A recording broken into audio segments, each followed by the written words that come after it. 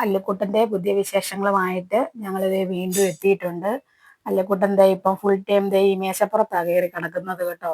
അല്ലിക്കുട്ടനെ ആരും കയറ്റി ഇരുത്തിയതൊന്നുമല്ല, പുള്ളിക്കാരൻ തന്നെ ചാടി കയറുന്നതാണ്.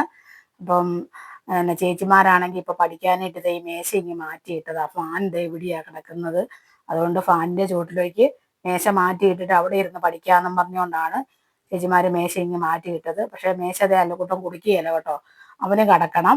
ചേച്ചിമാർ ദേ ഇപ്പൊ പഠിക്കുന്നത് എവിടെയാ കണ്ടോ. ചേച്ചിമാർ കട്ടിലിരുന്ന് പഠിച്ചോണം. ചേച്ചിമാർക്ക് എഴുതി പഠിക്കാനായിട്ടൊക്കെ മേശ അല്ലിക്കുട്ടൻ കുടിക്കുകയില്ല.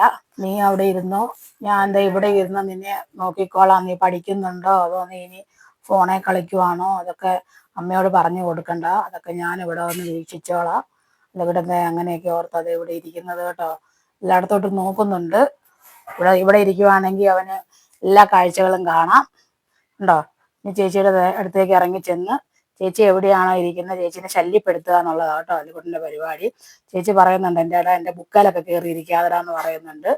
പക്ഷെ അവന് ബുക്ക് വേണം, പേന വേണം, എല്ലാം വേണം. പക്ഷെ ഒന്നും കീറുമൊന്നും ചെയ്യുകയില്ല കേട്ടോ.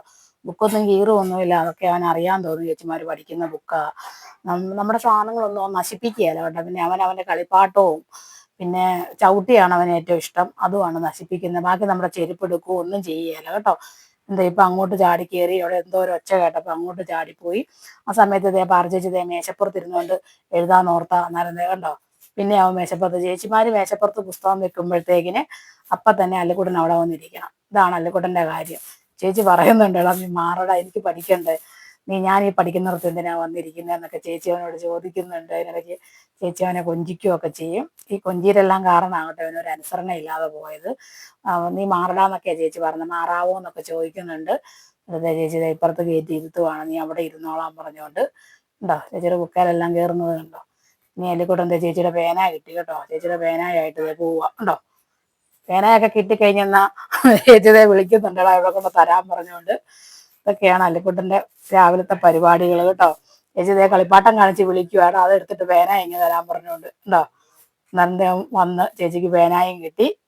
ഉണ്ടോ. ഇതൊക്കെയാണ് അല്ലിക്കുട്ടൻ്റെ കുസൃതി തരങ്ങളും അവൻ്റെ വഴക്കും ഒക്കെ. ഉണ്ടോ എന്ത് നിഷ്പ്രയാസാന്ന് നോക്കിയേ ചാടി കയറുന്നത്. അപ്പം കുറച്ച് ദിവസമായിട്ട് ഇപ്പം മേശ ഇവിടെ കിടക്കുന്നതുകൊണ്ട് അല്ലിക്കുട്ടൻ മേശപ്പുറത്തിരുന്നുള്ള കളികളൊക്കെയാണ് കേട്ടോ. ഇതാണ് അല്ലിക്കുട്ടൻ്റെ ഇന്നത്തെ വിശേഷങ്ങളെ.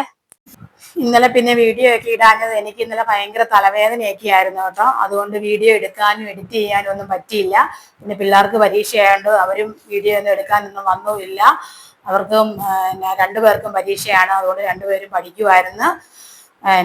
പിന്നെ നമ്മുടെ അല്ലിക്കുട്ടനെ കാണാഞ്ഞിട്ട് ആൾക്കാരൊക്കെ കമന്റ് ഇട്ടൊക്കെ ചോദിച്ചായിരുന്നു അല്ലിക്കുട്ടൻ എന്ത് ചെയ്യുന്നു. അല്ലിക്കുട്ടൻ എവിടെയുണ്ട്, നമ്മുടെ അല്ലിക്കുട്ടൻ എവിടെ മേശപ്പുറത്ത് കയറി ഇരിപ്പുണ്ട് കേട്ടോ. അപ്പം അല്ലിക്കുട്ടൻ്റെ പുതിയ വിശേഷങ്ങളും ഒക്കെ ആയിട്ട് വീണ്ടും വരാവേ.